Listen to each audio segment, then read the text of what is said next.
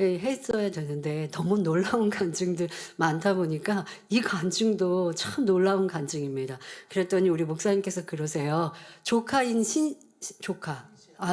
자매 형제구나. 네. 같은 동생이시죠. 신시아가 동생이시네요. 네. 신시아 간증은 사람들이 많이 기억을 하고 또 계속해서 간증을 해 주시는데 본인 따님의 간증은 이렇게 잘 기억을 못 하신다고까지 얘기를 하시더라고요. 그러니까 신시아가 여동생이겠네요. 그렇죠? 맞죠? 네. 그래서 이렇게 그러니까 우리 윈슨 존길 목사님 가족들이 모두 충성하시지 않습니까? 파키스탄에서 열심히 사역을 하시고 또 가족들 안에도 목사님들이 여러 분 계시거든요. 저번에 형제분들 안에서도. 그래서 참 감사하다. 그러니 또 이러한 큰 간증들이 넘치시는구나라고 느낄 수 있었습니다. 그러면서 말씀하시죠. 파키스탄에 와서 또 크게 집회 하자고 말씀을 하십니다.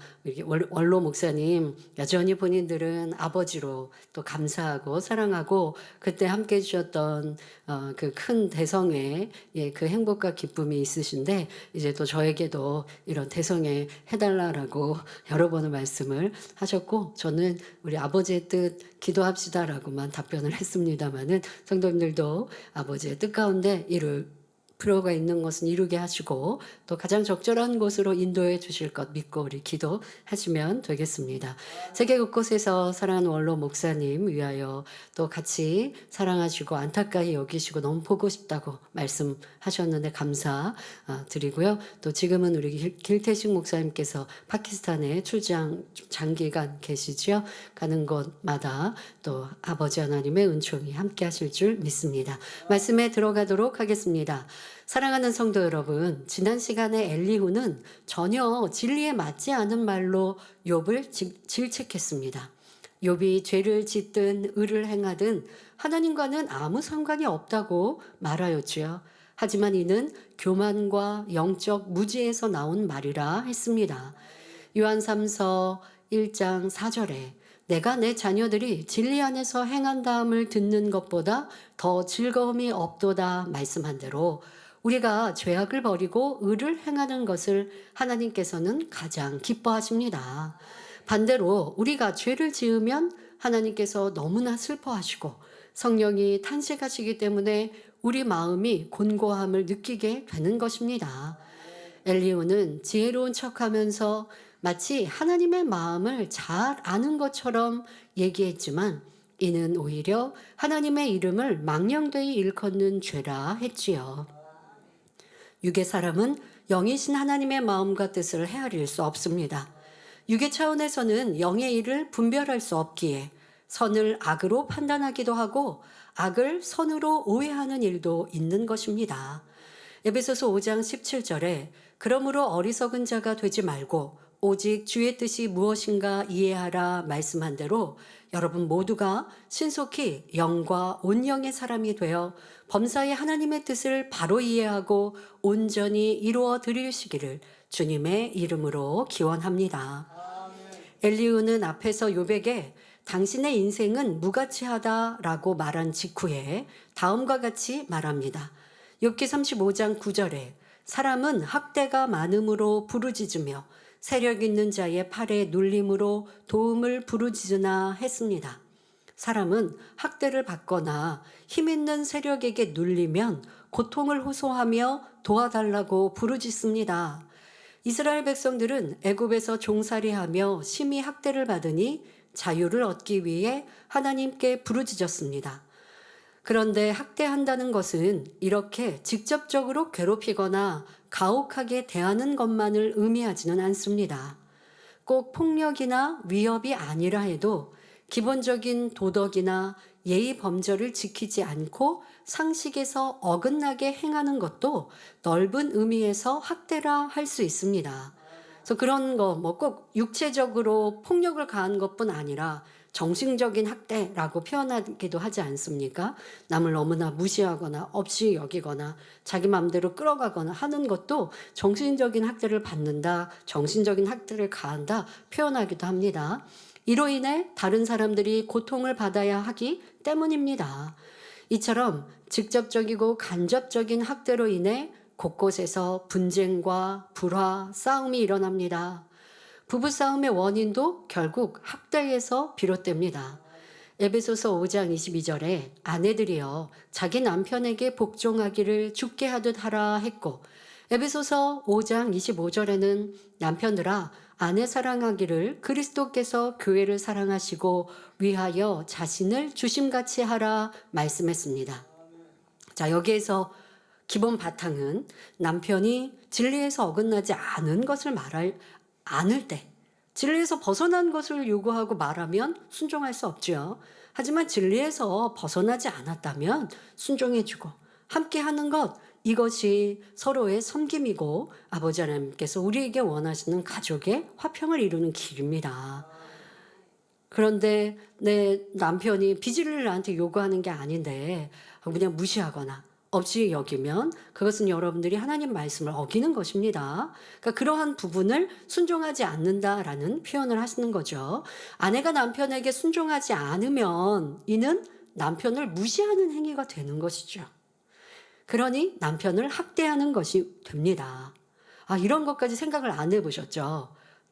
내가 남편을 무시한다. 무시하니까 그 말을 들어주지 않는 거죠.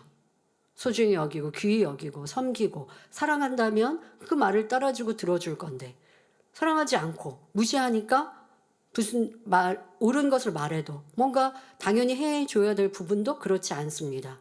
자, 그런 불순종이 나오고 이를 학대하는 것이다라고 지금은 더 폭넓게 말씀을 드리고 있습니다.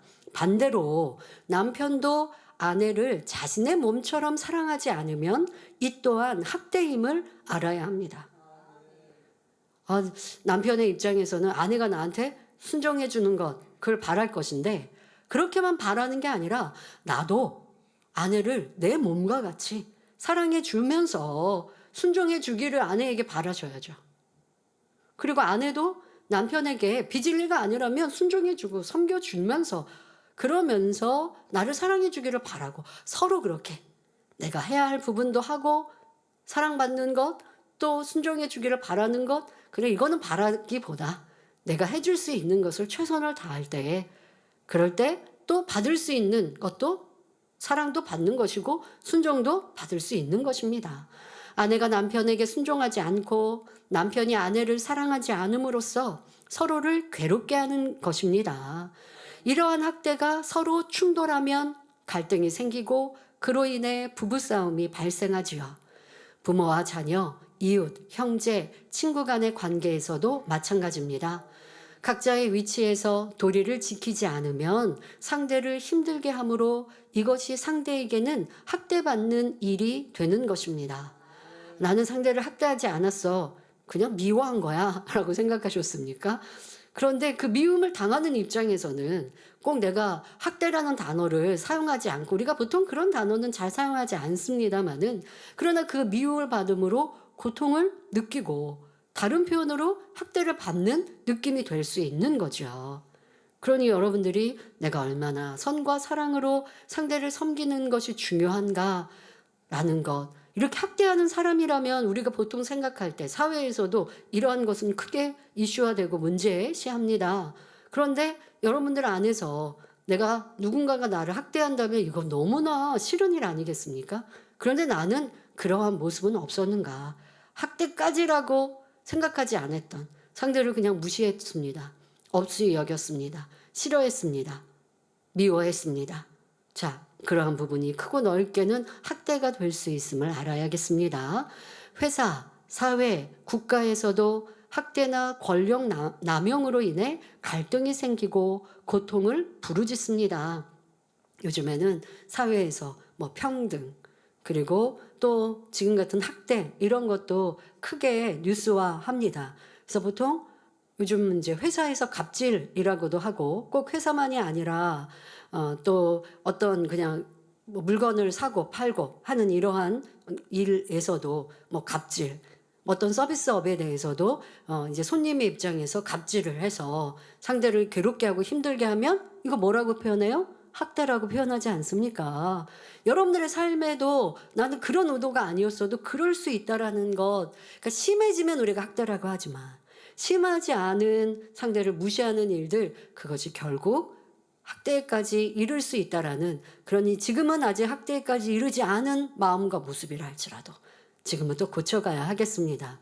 상사, 동료 안에서 무시하고 내 생각에 맞지 않으면 또 사람들을 동원해서 왕따시키고, 학생들 안에 이런 왕따 문제가 얼마나 심각합니까?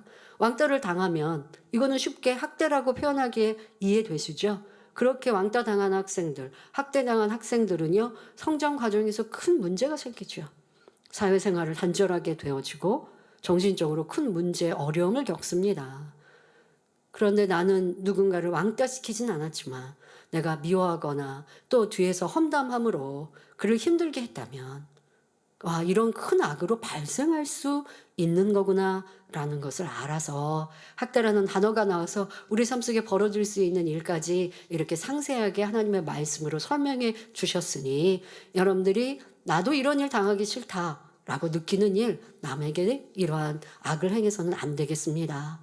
우리는 하나님을 믿는 자녀로서 서로 사랑하며 세상 사람들과 구별된 삶을 살아야 합니다. 남편이 아내를, 아내가 남편을 학대해서는 안 되며, 부모가 자녀를, 자녀가 부모를 학대해서도 안 됩니다. 가정과 직장, 그리고 여러분이 머무는 모든 곳에서 하나님의 자녀답게 그리스도의 빛과 향기를 바라며 서로에게 따뜻한 위로와 힘이 되어주시기를 바랍니다.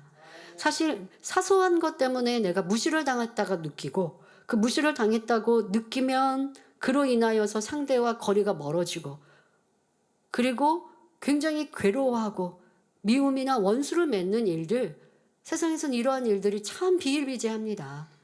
그래서 형제 안에서도 이제 의가 갈리고 결혼을 해서 서로 각자의 가정을 이루게 되면 친분도 없어지게 되고 도리어 이웃보다 못한 형제의 관계가 되어집니다. 그런 것이 상대를 나도 모르는, 상대, 내가 일부러 그런 건 아니지만 무시하거나 말 한마디에 더 깊게 하지 못함으로, 선으로 하지 못함으로 상처를 입히고, 그러한 부분들이 상대에게는 큰 고통으로 다가와서 결국 단절되는 일들이 있게 되지요. 여러분들이 그런 일 당하면 싫으니 나는 그런 사람이 되지 맙시다. 회사에서도, 또 여러분들이 가정 안에서도, 또 친구들과의 관계에서도, 우리 학생들은 학교 안에서도 그런 사람들이 있다면 도리어 힘들고 괴롭고 또 왕따를 당하는 친구들을 더 보호해 줄 수 있는 이러한 사랑의 사람이 되시길 바랍니다. 이어지는 본문을 보면 욥기 35장 10절 11절에 나를 지으신 하나님 곧 사람으로 밤중에 노래하게 하시며 우리를 교육하시기를 땅의 짐승에게 하심보다 더하게 하시며 우리에게 지혜 주시기를 공중의 새에게 주심보다 더하시는 이가 어디 계신가 말하는 자가 한 사람도 없구나 합니다. 원래 사람은 낮에 일하고 밤에는 잠을 자고 휴식하는 것이 일반적입니다. 그런데 행복하고 설레는 일이 있으면 밤에도 잠이 오지 않지요. 따라서 본문에 나를 지으신 하나님이 사람으로 밤중에 노래하게 하신다라고 한 것은 창조주 하나님께서 사람에게 어떤 기쁨과 행복을 주셨다는 의미입니다. 또 우리를 교육하시기를 짐승에게 하심보다 더하게 하시고 지혜 주시기를 새에게 주심보다 더하신다는 말은 하나님께서 인간을 만물의 영장으로 세워주셨음을 뜻합니다. 그런데 본문 말씀처럼 공중의 새도 바다의 물고기도 들짐승들도 나름대로 살아가는 방편과 지혜가 있습니다. 몇 가지 예를 들어 보겠습니다. 새들은 다양한 방법으로 둥지를 짓습니다. 예를 들어 제비는 건축물의 외벽이나 처마 밑에 둥지를 짓습니다. 그래서 예전에 시골집 가면요, 시골집 그 처마 밑에 둥지, 새 둥지가 있는 것도 이렇게 보고요. 또 요즘에는 현대적인 이런 큰 건물들이 있는데 그런 건물의 외벽, 건축물의 외벽에 제비 이렇게 뭐 둥지 트는 것들, 여러분들도 그런 일들도 보거나 들으셨을 텐데요. 그런 이유는 포식자들로부터 알과 새끼를 보호하기 위한 전략이라고 하지요. 또 까치는 커다란 나무의 꼭대기에 둥지를 틀고 독수리는 높은 절벽 위에 둥지를 마련하는데 이 또한 알과 새끼를 안전하게 보호하기 위해서라고 합니다. 물고기들 중에는 자신의 색깔과 패턴을 주변 환경과 일치시켜서 포식자로부터 자신을 숨기는 경우가 있습니다. 그러니까 원래는 다른 색깔이었다가 주변에 이렇게 나무나 뭐 흙이 들어가면 색깔을 이렇게 바꾸는 그런 거 여러분 보셨죠? 특별히 우리 파충류에 있는 카멜레온은 뭐 그렇게 색깔, 자기 몸 색깔을 바꾸는 그런 동물로, 짐승으로 잘 알고 있는데요. 그뿐 아니라 물고기에서도 그렇다고 합니다. 특히 예를 들어서 가자미는 해저의 색과 무늬를 흉내내어서 포식자로부터 몸을 숨긴다고 하죠.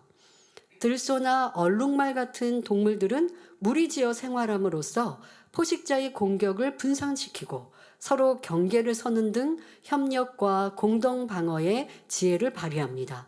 그래서 이렇게 약한 짐승들은 수도 많고 약한 짐승들이 따로따로 개별로 움직이면 잡혀먹기가 쉬운데 함께 무리지어 다니다 보니까 그 안에서 또 이게 약한 막 태어난 새끼들은 또 안쪽으로 이렇게 보호해주고 하는 것들 동물의 왕국 같은 데서 이렇게 보시지 않았습니까? 그게 하나님께서 이 동물들에게도 근본적으로 또 주신 지혜이지요.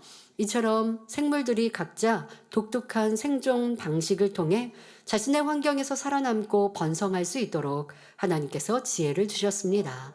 그러나 하나님은 모든 생물보다 우리 사람에게 더 많은 지혜를 주셨습니다. 지혜를 주셨다는 것은 우리에게 행복과 축복을 주셨다는 의미입니다. 즉 엘리후는 하나님께서 우리 사람을 모든 생물 중에 으뜸으로 창조하신 것을 설명하고 있습니다. 그런데 이렇게 만물의 영장으로 창조해 주신 하나님께 이분이 어디에 계신가 라고 말하는 이가 없다고 말합니다. 이는 인간의 배은망덕함을 의미하지요. 즉 사람이 학대를 받거나 또는 세력 있는 자에게 눌릴 때에는 하나님께 도움을 청하며 부르짖는데 밤에 노래를 부를 정도로 태평 성대를 누리거나 행복할 때는 하나님을 찾지 않는다는 의미입니다. 이는 욥을 빗대어 하는 말입니다. 엘리후는 욥 당신이 건강하고 부요할 때는 하나님을 찾지 않다가 이렇게 학대받고 힘에 눌리니 부르짖으며 도움을 청하고 있군요 라고 말하는 것입니다. 물론 엘리후의 이 말은 옳지 않습니다. 욥은 행복하고 평안할 때도 열심히 번제를 드리며 하나님을 경외했습니다. 혹여 자녀들이 하나님 앞에 실수했을까, 어떤 죄를 범했을까 염려해서 번제를 드릴 정도였지요. 하지만 이런 욥의 삶을 알지 못하며 욥의 마음을 보지 못하는 엘리후는 자기 마음대로 욥을 판단 정죄하고 있습니다. 사람의 마음과 중심은 오직 하나님만이 정확히 아십니다. 그러므로 야고보서 4장 12절에 입법자와 재판자는 오직 하나이시니 능히 구원하기도 하시며 멸하기도 하시느니라. 너는 누구간데 이웃을 판단하느냐 하신 말씀을 명심하여 다른 사람을 함부로 판단하는 일이 없어야겠습니다. 이어지는 본문을 보면 욥기 35장 12절 13절에 그들이 악인의 교만을 인하여 거기서 부르짖으나 응락하는 자가 없음은 헛된 부르짖음은 하나님이 결코 듣지 아니하시며 전능자가 돌아보지 아니하심이라 합니다. 여기서 악인의 기도는 하나님께서 응답하지 않으시고 헛된 부르짖음은 하나님께서 듣지 않으신다라는 이 말 자체는 옳습니다. 성경에는 우리가 어떻게 해야 응답받는지 반대로 응답받지 못하는지 자세히 기록되어 있습니다. 먼저 응답받지 못하는 경우를 살펴보겠습니다. 시편 66편 18절에 내가 내 마음에 죄악을 품으면 주께서 듣지 아니하시리라 했고 이사야 59장 1절 2절에 여호와의 손이 짧아 구원치 못하심도 아니요 귀가 둔하여 듣지 못하심도 아니라 오직 너희 죄악이 너희와 너희 하나님 사이를 내었고 너희 죄가 그 얼굴을 가리워서 너희를 듣지 않으시게 함이니 말씀합니다. 또 야고보서 1장 6절부터 8절에 오직 믿음으로 구하고 조금도 의심하지 말라. 의심하는 자는 마치 바람에 밀려 요동하는 바다 물결 같으니 이런 사람은 무엇이든지 주께 얻기를 생각하지 말라. 두 마음을 품어 모든 일에 정함이 없는 자로다 말씀하셨습니다. 그러니 죄의담이 있거나 의심하고 기도한다면 응답받을 수 없고 헛된 부르짖음이 된다는 사실을 알아야 합니다. 계속해서 하나님 앞에 응답받을 수 없는 이유가 무엇인지 살펴보겠습니다. 야고보서 4장 2절 3절에 너희가 욕심을 내어도 얻지 못하고 살인하며 시기하여도 능히 취하지 못하나니 너희가 다투고 싸우는도다. 너희가 얻지 못함은 구하지 아니함이요 구하여도 받지 못함은 정욕으로 쓰려고 잘못 구함이니라 말씀합니다. 즉 구하지 않기 때문에 얻지 못하고 욕심으로 잘못 구하면 응답받지 못한다는 말씀입니다. 갈라디아서 6장 7절에는 스스로 속이지 말라. 하나님은 만홀히 여김을 받지 아니하시나니 사람이 무엇으로 심든지 그대로 거두리라 했으니 심지 않으면 거둘 수 없는 것입니다. 또 마태복음 5장 23절 24절에는 우리가 다른 사람과 불목한 상태에서 하는 기도도 응답받지 못합니다. 그러니 마태복음 18장 35절에 너희가 각각 중심으로 형제를 용서하지 아니하면 내 천부께서도 너희에게 이와 같이 하시리라. 다시 말해 내가 형제를 중심에서 용서하지 않으면 하나님께서도 나를 용서하지 않으신다 말씀하신 것입니다. 자, 우리가 하나님께 용서받기 원한다면 중심에서 다른 사람을 용서해야 합니다. 여러분 이거 꼭 기억하셔야 합니다. 그러니 내가 용서받기 위해서도 여러분들의 삶 속에 용서받아야 될 죄악이 얼마나 많습니까? 그런데 내가 용서받지 못해서 죄인이라 하시면 치료도 응답도 축복도 못 받아요. 어떤 경우는 구원에서도 멀어질 수 있어요. 그러니 내가 형제를 용서하는 것, 내가 용서받기 위해서도 형제를 용서해야 하는데 중요한 것은 무엇이냐? 중심으로 용서하는 것입니다. 용서하라고 하시니까 말로만 하거나 용서한 것 같은데 여전히 상대가 싫고 상대의 잘못을 떠올리고 있다면 중심에서 용서한 것이 아니지요. 하나님은 우리의 중심을 보십니다. 하지만 사람은 자기 중심을 알지 못할 때가 많습니다. 자, 여러분이 여러분을 다 아시는 것 같아요? 그렇지 못한 것을 성경은 곳곳은 말씀하십니다. 내가 나를 잘 안다 하는 것 자체가 착각입니다. 더더욱 내 마음, 내 중심은 내가 모르고 못 보는 것이 참 많지요. 지금 욥이 그려하고 있고 욥의 친구들이 엘리후가 욥을 알지도 못하면서 욥의 마음과 중심을 알지도 못하면서 계속 악인이다, 죄인이다 정죄하는 것이죠. 자, 여러분들이 나를 잘 몰랐다라고 할 때 어떤 경우를 들 수 있을까요? 이런 상황들이 많이 있습니다. 나는 이 죄를 버린 것 같아요. 버렸다라고 생각하고 또 그렇게 기도하면서 버린 것 같아요. 뭐 쉽게 탐심을 난 버린 것 같아요. 버리기 위해 기도했고. 아니 그런데 왜 축복 주시지 않고 응답이 없을까? 그렇게 생각하는 경우도 있습니다. 그런데 하나님께서는 그 중심에 있는 욕심, 탐심을 보고 계시기 때문에 축복 주시지 못하는 것이죠. 분명 하나님께서는 말씀하십니다. 우리 안에 탐심이 없으면 마음껏 축복해 주신다고. 그런데 내가 심은 만큼도 못 받는 것 같다?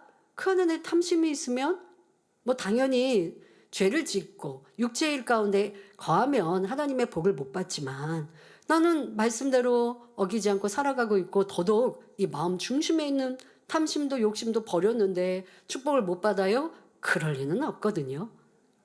그러니까 내가 나를 모르는 경우가 많죠.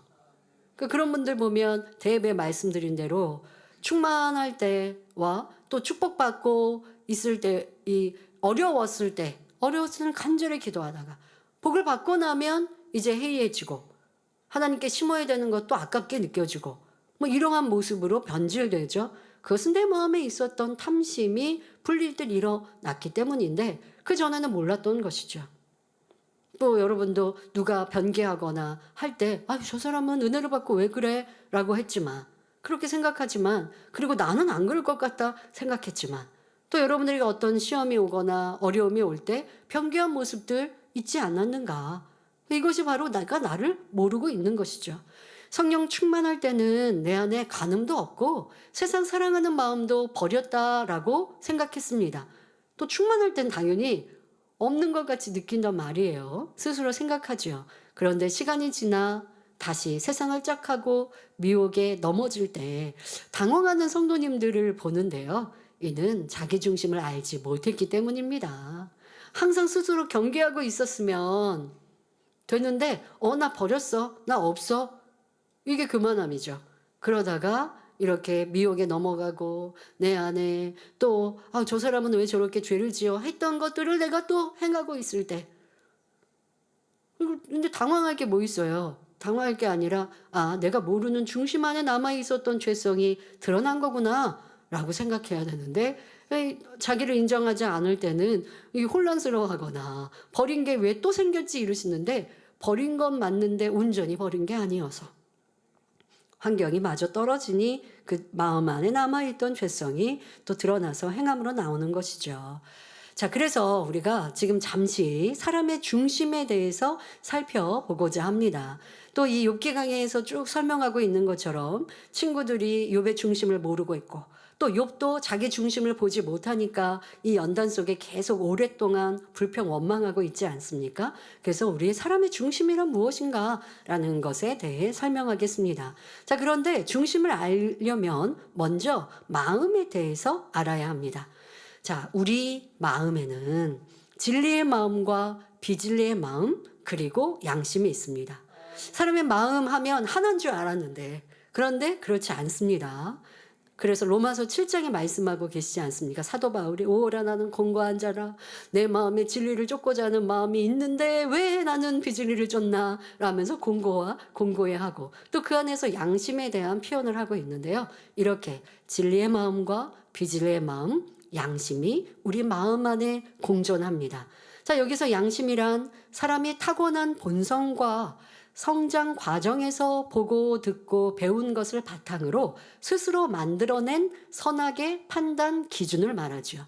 그래서 우리의 마음을 조금 더 세분화했을 때는 뒤에 설명하는 이제 이런 중심도 이렇게 나누기도 해요. 왜냐하면 이 중심, 이게 본성과 연결되어 있는 것도 있는데요. 그냥 크게 이렇게 세 가지로 나누고 지금 말씀드린 대로 이 양심이라는 것 자체가 본성을 바탕으로 하여 내가 성장 과정 속에 옳고 그름의 기준을 만든 것, 이것이 이제 양심입니다.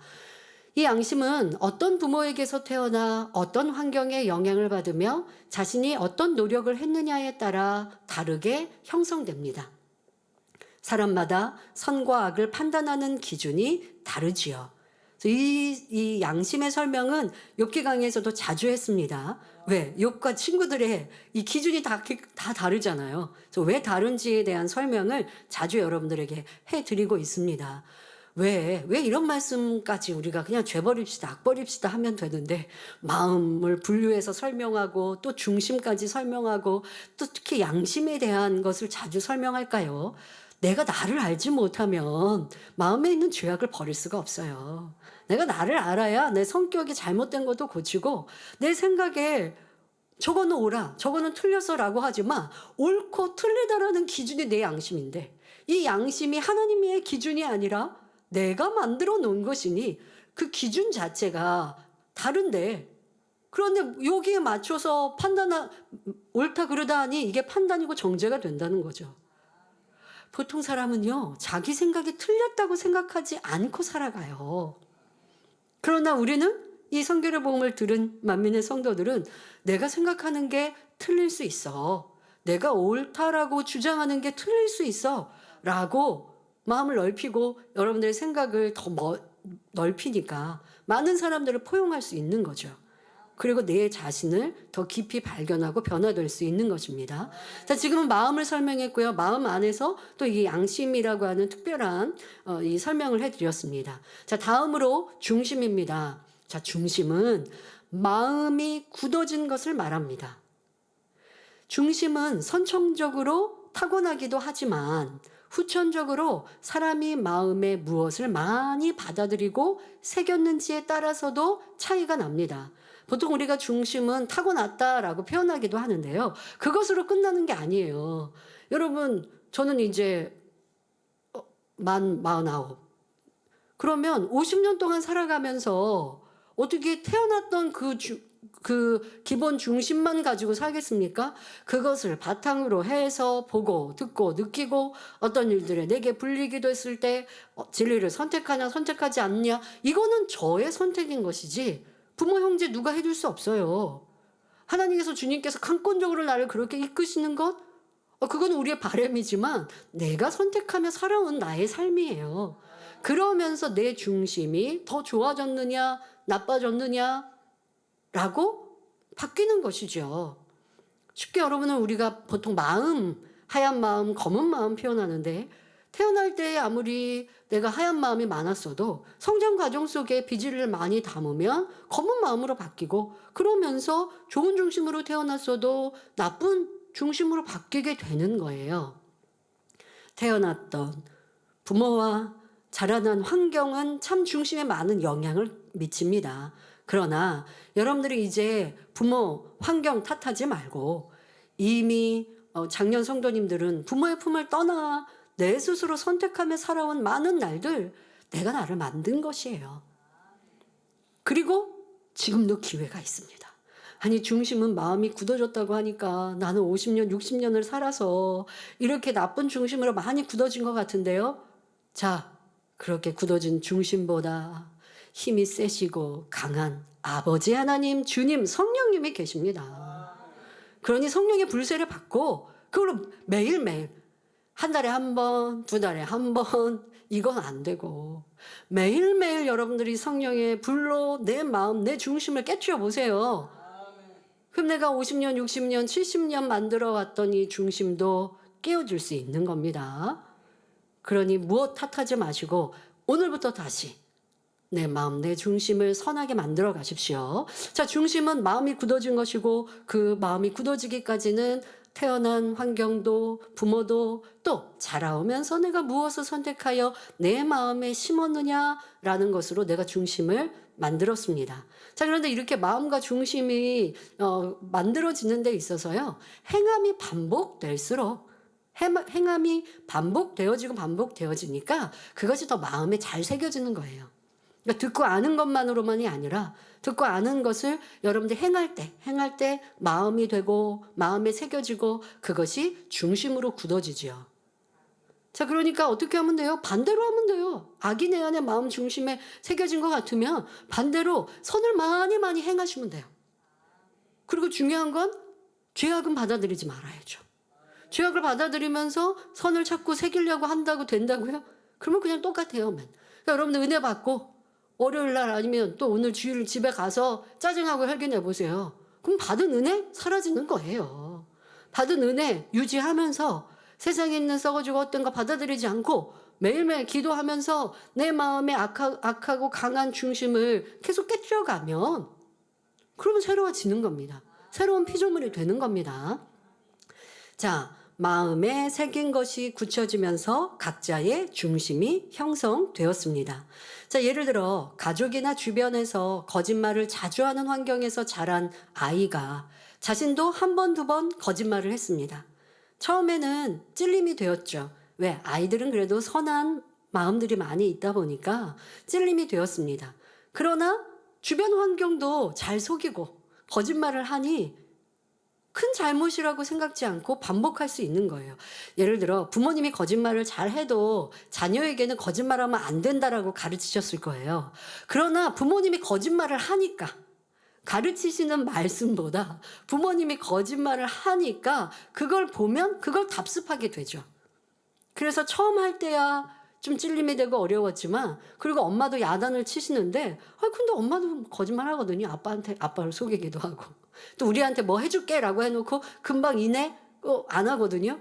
그런 사소하다고 하겠지만 아이들은 그걸 보면서, 뭐 아이들이 또 거짓말해도 뭐 얼마나 크게 하겠습니까? 그러니까 아이들도 뭐 한다고 해놓고 안 하고, 뭐 아이들하고 약속하잖아요. 너 휴대폰 아니면 TV 보는 거 1시간만 해 라고 했어요. 그런데 아이가 그 약속을 지키는 아이가 있고 그렇지 않은 아이가 있어요. 그러면 부모님이 자신을 생각해 보시라고요. 아이에게도 또 부부 안에도 서로 약속한 사소한 일들을 지키는 부모라면 자녀도 그걸 따라할 수 있는데 그냥 쉽게 거짓말하고 지키지 않고 그러면 자녀도 부모하고 약속을 잘 지키지 않죠. 엄마가 막 야단을 치고 뭘 하면 그때뿐이고 결국은 거짓으로 마음 안에 새겨지게 됩니다. 그리고 무엇보다 중요한 건 이렇게 거짓말을 하고도 크게 잘못이라고 느껴지지 않는 것이죠. 왜? 환경이 그리하니까. 그러면 이 사람은 거짓이라는 악이 마음에 점점점 한 번, 두 번, 세 번 행하면서 마음에 더 새겨지죠. 원래 거짓이라는 것으로 마음에 태어난 부분도 있어요. 왜? 부모에게 그런 기질이 많았다면. 그랬는데 그렇게 또 행하니까 이 악이 내 마음에 새겨지고 그것이 중심으로 굳혀져 버린다는 것입니다. 이런 사람은 이제 점점점 성인이 되고 자라나면서 사소한 거짓은 거짓말이라고 느끼지도 못하죠. 점점 큰 거짓말도 서슴지 않게 하게 되는 것입니다. 그러니까 이런 분들이 이제 만민의 재단에 와서 말씀을 들으면서 거짓말하지 말라. 십계명에서도 거짓말하지 말라. 말씀하시고 그런 말씀들의 비유들을 들면서 예를 들어 우리가 사소한 거짓말 이거 하겠다고 하고 하지 않은 거 아니면 또 진실하지 않은 면까지 설명하면서 날이 이제 밤 12시가 지났는데 그래서 새벽 1시로 가는데 그런데 그러면 어제 오늘 이게 구분이 돼야 되는데 그렇지도 않는 이러한 것들도 설명하면 아니 그런 게 거짓말이야. 이렇게 되면서 말씀을 받지 않고 나에게서 튕겨나가게 되죠. 그러니까 내가 얼마나 말씀을 아멘하며 받고 순종하느냐도 그 마음과 중심을 어떻게 만들었냐에 따라서 그러니까 진리와 선으로 많이 만들어 나가면서 또 세상에서도 선을 쫓고자 하는 마음으로 살아왔다면 말씀을 들을 때 야 이런 말씀이 있었구나 하고 작은 죄악을 깨우쳐 주실 때도 기뻐하고 즐거워하거든요. 그런데 그렇지 않고 이 말씀이 꼭 그렇게까지 해야 돼 하는 분들이 있다면 나는 어떻게 살아왔고 내 마음, 내 중심, 내 삶은 어떠했던가라는 것도 돌아보셔야 합니다. 자, 그런데 이렇게 지금 거짓이 마음 중심에 새겨진 사람이 있는가 하면 반대로 순간 자기 잘못을 감추려고 거짓말을 한 아이가 있습니다. 그런데 이 아이가 양심의 가책을 느끼고 심히 잘못이라고 생각이 되었어요. 거기에다가 부모님도 선한 교육으로 거짓과 진실함에 대해서 훈계해 주셨습니다. 그러니 이 아이는 마음에 거짓은 나쁜 거야. 그러면 안 되는구나. 내게 유익이 있다고 쉽게 거짓말하고 그러면 안 돼. 하고 그 선한 가르침, 진실에 대해서 마음에 새겼습니다. 자, 그러면 거짓말하지 않는 사람으로 성장하겠지요. 이 사람의 마음은 거짓 없이 선하게 또 그런 마음으로 만들어 가고 성장합니다.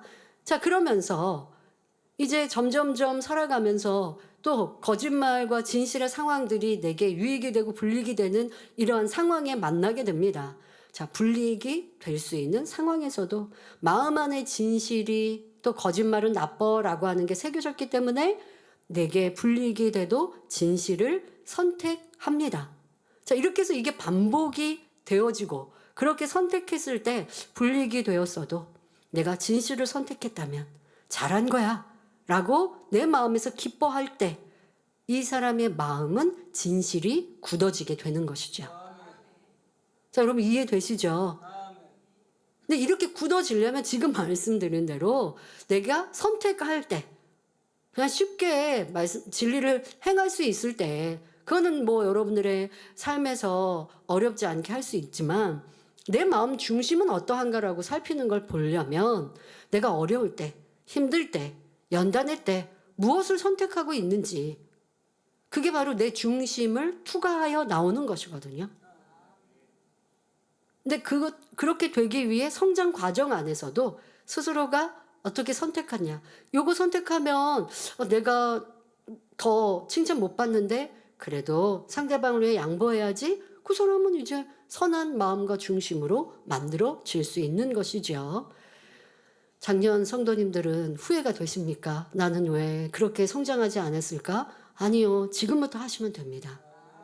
지금부터도 내게 불이익이 되고 내가 좀 어려움이 있어도 진리를 선택하는 행함을 반복적으로 하면 마음에 굳어져 있는 비진리가 벗겨져 가고 선으로 진리로 채워서 마음 중심이 바뀌는 거예요. 저 사람을 위해서 내가 저 사람을 도와주고 함께 응원하면 나는 뒤에 서는데 저 사람이 더 칭찬받고 인정받는데 라고 해도 내가 앞서고자 하는 마음이 아니라 상대를 세워주고자 하는 섬김의 마음을 선택하고 행하면 섬김이라는 중심으로 만들어지는 것이죠. 여러분들이 지금도 나의 행함이 내 마음 내 중심을 바꿀 수 있음을 기억하여 더 선을 쫓아갑시다.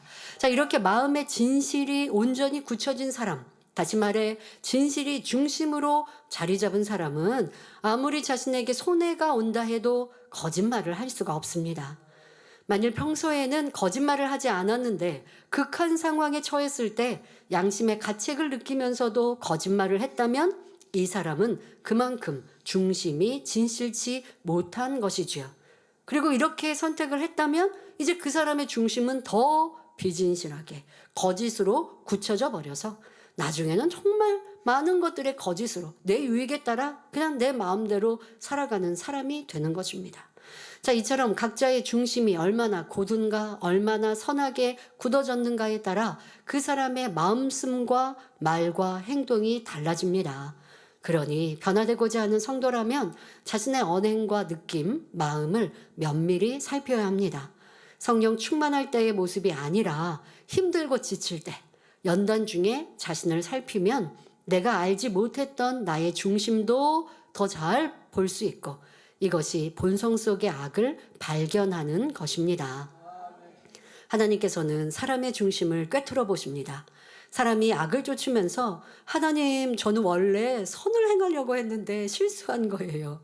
저 그렇게 안 하고 싶었는데 어쩔 수 없었어요. 성도님들 아니면 누가 나를 미혹해서요. 아니면 누가 나에게 악한 말을 전해줘서 제가 판단하고 정죄했는데 저 안 그러려고 했는데 하나님 앞에 아무리 떼써도 소용없습니다.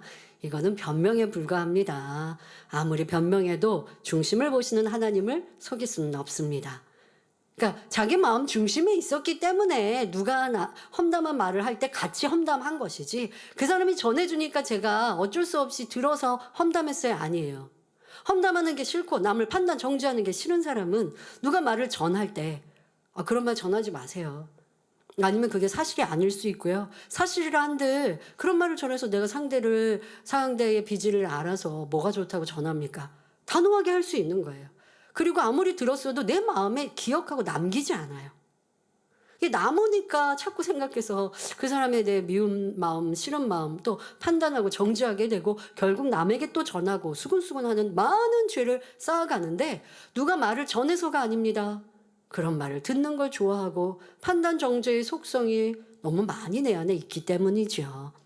그러니까 여러분들은 이래서요 저래서요 안 하고 싶었는데요. 아닙니다. 내 마음 중심에 있었던 죄악임을 깨달아서 발견되어졌을 때 연단이 올 때 철저히 회개하고 연단을 통해 내 중심을 보았으니 감사합니다 하고 변화시켜가는 기회로 삼으십시오. 자, 지금은 우리 욥기 35장 12절 13절의 본문을 설명하면서 엘리후가 응답받는 방법에 대해 논하였기에 응답받지 못하는 이유를 설명했고 또 중심에 대해 말씀을 드렸습니다. 자, 다시 본론으로 돌아와 이제는 중심을 보시는 하나님 앞에 응답받으려면 어떻게 해야 하는지 살펴보겠습니다. 그 해답 또한 하나님 말씀인 성경에서 찾아야 합니다. 요한일서 3장 21절 22절에서는 사랑하는 자들아 만일 우리 마음이 우리를 책망할 것이 없으면 하나님 앞에서 담대함을 얻고 무엇이든지 구하는 바를 그에게 받나니 이는 우리가 그의 계명들을 지키고 그 앞에서 기뻐하시는 것을 행함이라 말씀하셨습니다. 또 시편 37편 4절에서는 여호와를 기뻐하라 저가 내 마음의 소원을 이루어 주시리로다 말씀합니다. 하나님을 기쁘시게 하는 것은 곧 하나님의 뜻대로 사는 것이며 믿음으로 행하는 것, 빛 가운데 사는 것, 악은 모양이라도 버리고 거룩함을 이루는 것 등입니다. 이러한 삶으로 하나님을 기쁘시게 할 때 어떤 마음의 소원도 응답해 주신다는 사실을 꼭 기억하시기 바랍니다. 이 외에도 성경에는 응답받을 수 있는 비결을 알려주시는 말씀이 매우 많습니다. 요한일서 3장 24절에 그의 계명들을 지키는 자는 주 안에 거하고 주는 저 안에 거하시나니 우리에게 주신 성령으로 말미암아 그가 우리 안에 거하시는 줄을 우리가 아느니라 말씀합니다. 하나님의 계명들을 지키는 사람은 주님과 하나가 된다는 말씀이니 이런 사람은 응답받지 못할 것이 없지요. 이처럼 성경에는 응답과 축복을 받는 비결, 하나님을 만날 수 있는 길이 밝히 제시되어 있습니다. 성경은 특정한 사람이나 위대한 선지자 또는 주님의 제자들에게만 주신 말씀이 아니라 누구에게나 차별 없이 주신 말씀입니다. 그러므로 어떤 말씀도 보태거나 빼지 말고 온전히 믿으며 여러분의 삶에 적용함으로 응답과 축복의 열매를 풍성히 맺으시기 바랍니다. 성도 여러분, 본문은 엘리후가 응답받는 비결에 관한 진리를 깨달아서 욥을 훈계하는 것이 아니라 엄청난 자기 감정의 표출임을 알아야 합니다. 엘리후는 그들이 악인의 교만을 인하여 거기서 부르짖으나 응낙하는 자가 없다 했는데 여기서 그들이란 악인을 총칭합니다. 즉 악인이 부르짖을 때 하나님이 듣지 않으시는 것은 그들의 악과 교만함 때문이라는 말이지요. 그런데 엘리후가 말하는 악인이란 바로 욥을 가리킵니다. 지금 욥은 상당히 감정이 난 상태로 폭발 직전에 있습니다. 그러니 직접적으로 욥이라 하지 않고 간접적으로 악인을 빗대어 욥을 책망하는 것이지요. 욥 당신이 얼마나 교만하면 하나님보다 더 의롭다고 말하겠습니까? 당신은 악하고 교만하기 때문에 아무리 부르짖어도 응답해주는 자가 없는 것입니다. 당신의 부르짖음이 헛되기 때문에 하나님이 듣지 않으시는 것입니다. 말하고 있는 것입니다. 이는 단지 코너에 몰아넣는 것으로 그치지 않고 완전히 소망의 줄을 끊어버리는 말입니다. 즉 욥의 상황은 완전히 끝장이 났다는 말이죠. 이전에 새 친구는 욥에게 악을 버리고 죄를 회개하라, 부르짖으라라고 권면이라도 했습니다. 그런데 엘리후는 헛된 부르짖음은 하나님이 결코 듣지 아니하시며 전능자가 돌아보지 않는다. 즉 이제는 부르짖어도 소용이 없다고 말하는 것입니다. 내가 아무리 부르짖어봐라 하나님이 절대로 듣지 않으신다. 이런 뜻이니 이는 저주 중에 저주이지요. 성도 여러분, 누가 여러분에게 이렇게 말한다고 생각해 보십시오. 당신이 아무리 금식하고 철야하고 땀 흘려 부르짖어도 하나님은 결코 응답하지 않으실 것입니다. 이라고 말했다면, 그런 말을 듣는다면 청천벽력 같죠. 모든 소망이 다 끊어졌죠. 만약에 이런 말을 주의 종이 했다라고 하면 이거 뭐 어떻게 해야 합니까? 자, 그런데 이런 말을 했다고 한들 믿음이 있고 진리를 아는 사람이라면 그런 말을 해도요. 그런 말을 해도 듣지 않는 거예요. 누가 나를 저주한다고 저주의 말이 내게 임하는 거 아니거든요. 내가 저주받을 행동을 했느냐. 저주받을 행동을 하고 있으면 그렇게 하면 저주받아 라고 하는 말을 귀 기울이겠지만 내가 그런 사람이 아니에요. 그런데 누가 나를 저주한다고 그 말을 그럼 어떡하지? 두근거리겠습니까? 그건 믿음이 없기 때문이죠. 그러니까 누가 함부로 말을 해서도 안 되지만 듣는 말에 여러분들이 귀를 기울일 것인가 아닐 것인가. 그럼 어떤 사람의 말에 귀 기울여요? 그 사람이 열매가. 그 사람이 진리대로 살아서 진리를 말하는 사람인가? 라고 하겠죠. 근데 진리로 말하는 사람이 저주하지는 않겠죠. 분별할 수 있어야 합니다. 또 그런데 이런 말을 믿음이 없는 사람이나 초신자가 듣는다면 시험 들 수밖에 없지요.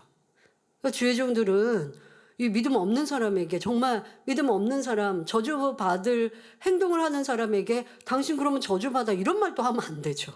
그럼 아예 교회에서 떠나고 믿음에서 떠나게 해버리니까 실족시키는 말이라고요. 아무리 그 대상에게 맞는 말이라 해도 그런 말 하면 안 되는 것인데요.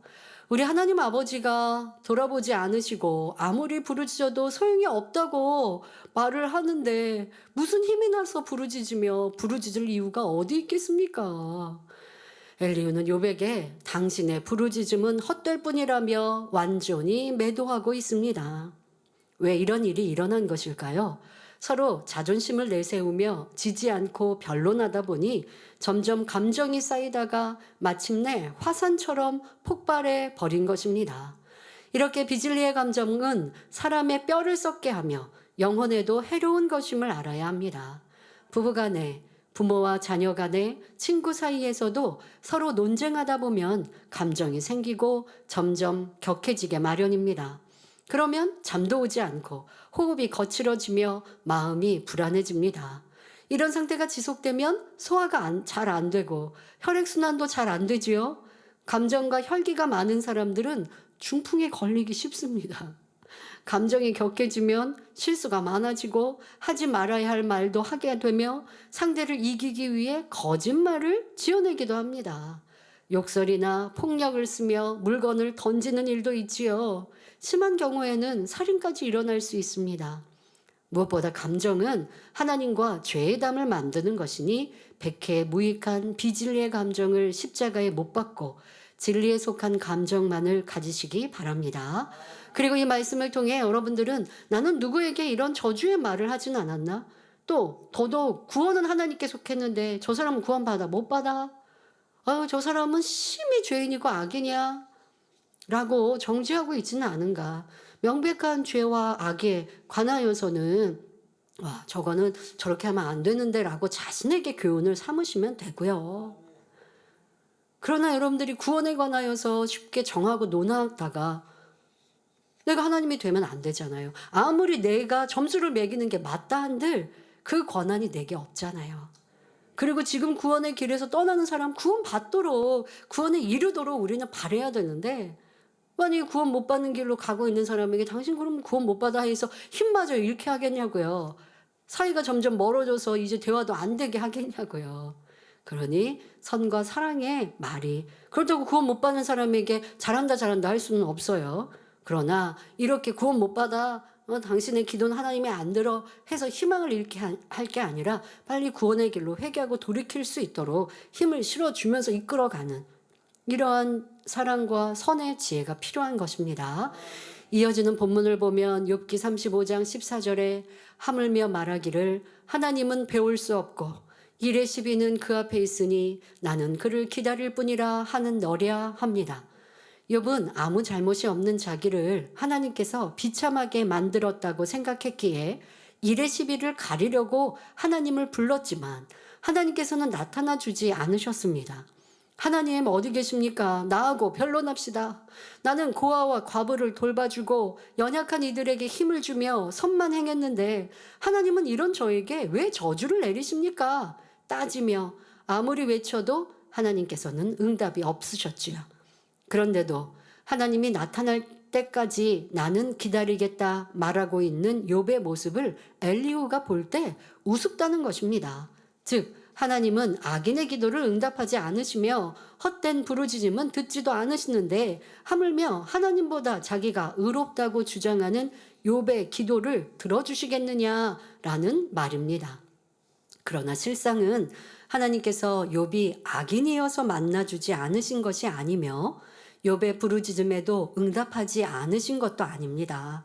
욥을 영의 사람으로 만들기 위해 더 성결된 사람으로 만들어 축복 주시기 위해서 연단하고 계실 뿐입니다. 하나님께서 욥을 연단하시니 그의 본성 속에 있는 죄의 뿌리가 나오고 있습니다.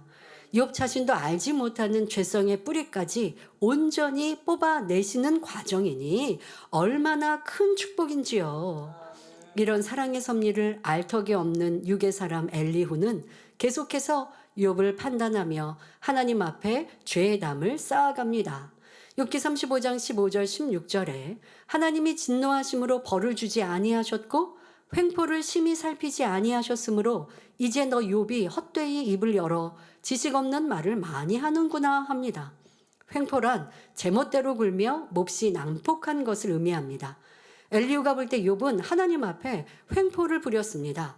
욥은 죄인인데 자기는 의인이라고 말하며 하나님께 따지는 모습이 횡포를 부린 것과 다름없었던 것입니다. 그러니 당신의 횡포를 보아서는 하나님께서 그냥 놔두시면 안 되고 진노하셔서 당신을 뿌리채 없애버려야 합니다.